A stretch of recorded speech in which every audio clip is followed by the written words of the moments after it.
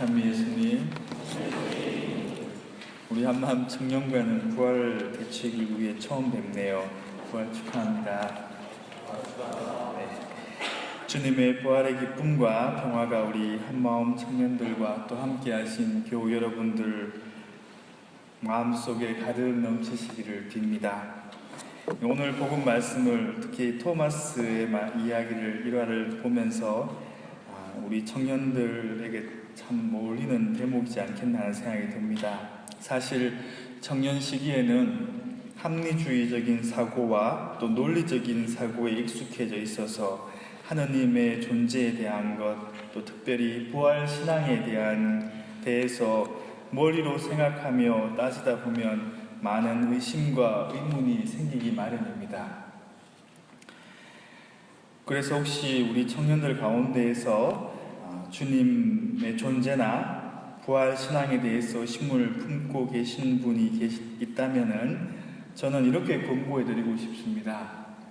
정말 진지하게 한번 고민해 보시라고요. 진지하게 정말 하느님이 계시는지, 정말 예수님이 부활하셨는지 의심하고 탐구하고 또 묵상해 보십시오.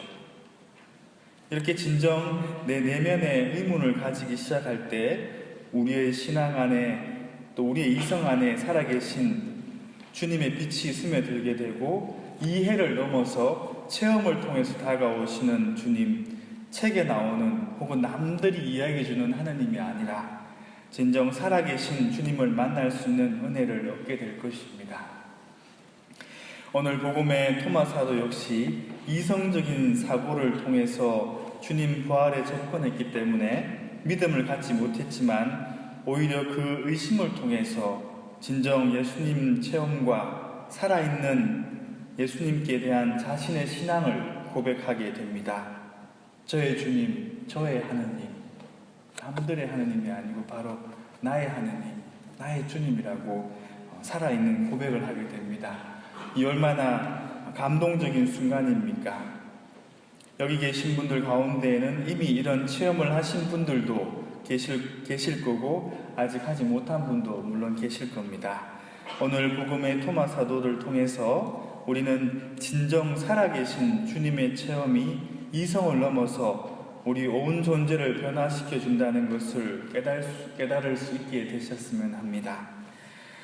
사실 저도 신학생 시절에 부활과 관련된 복음 말씀을 묵상하면서 처음에는 참으로 의아한 점이 많았었습니다.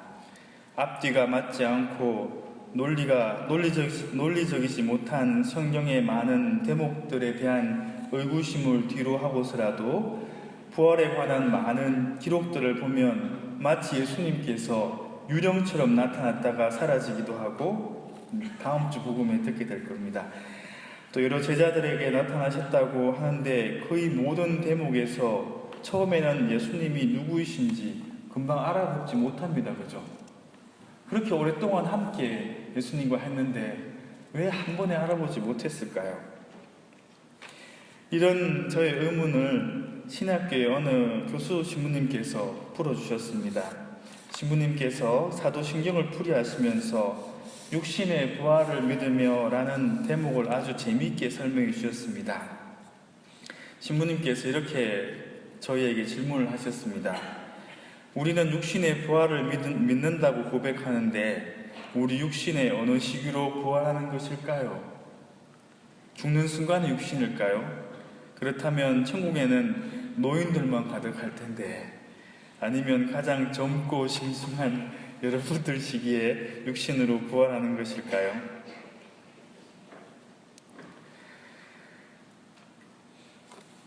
우리가 대답을 하지 못하고 가만히 있으니까 신부님께서는 강하게 이렇게 말씀하셨습니다.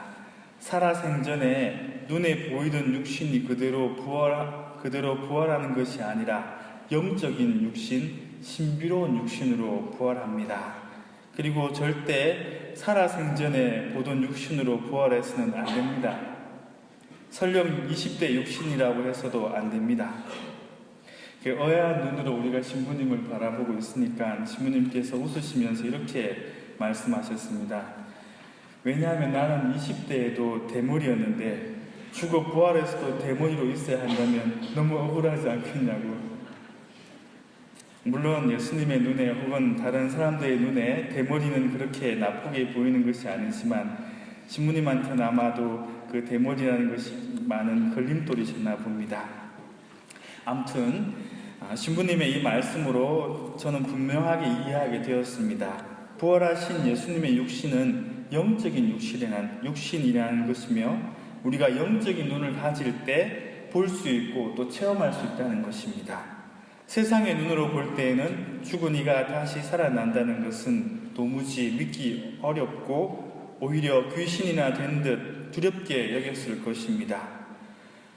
막달라 여자 마리아에게 예수님께서 마리아라고 불러주셨을 때, 성경의 말씀을 들려주고 또 풀이해 주셨을 때, 빵을 떼실 때, 그리고 오늘 복음에서처럼 우리가 공동체 가운데 있을 때 우리 가운데 예수님께서 찾아오셔서 평화가 여러분과 함께 라고 인사해 주시는 그런 주님을 알아뵙고 또 만나게 되는 것입니다.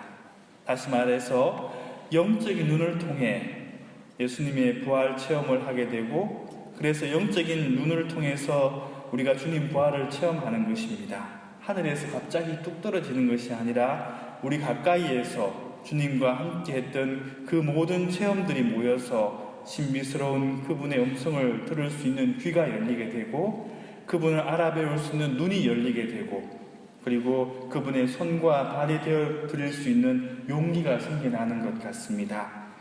그래서 미사전에 항상 우리가 기원하는 주님께서 여러분과 함께 라고 인사하지, 그죠?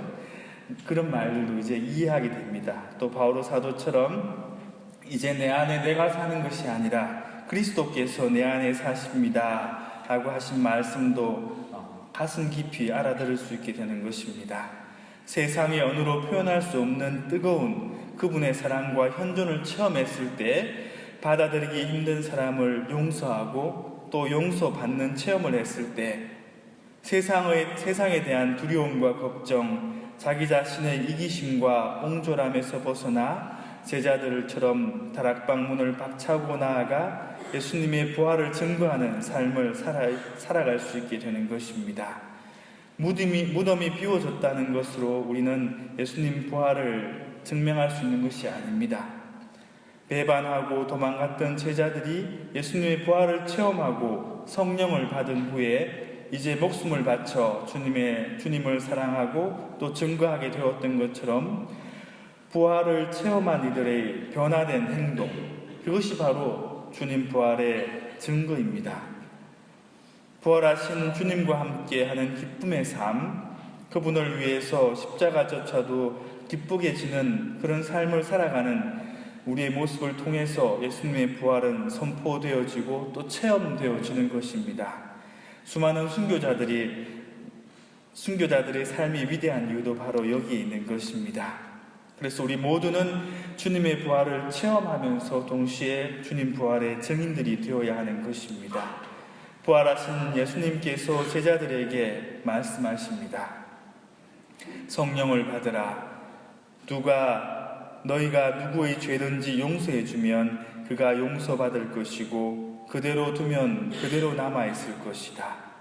용서와 사랑은 우리 모두를 부활케 할 것입니다.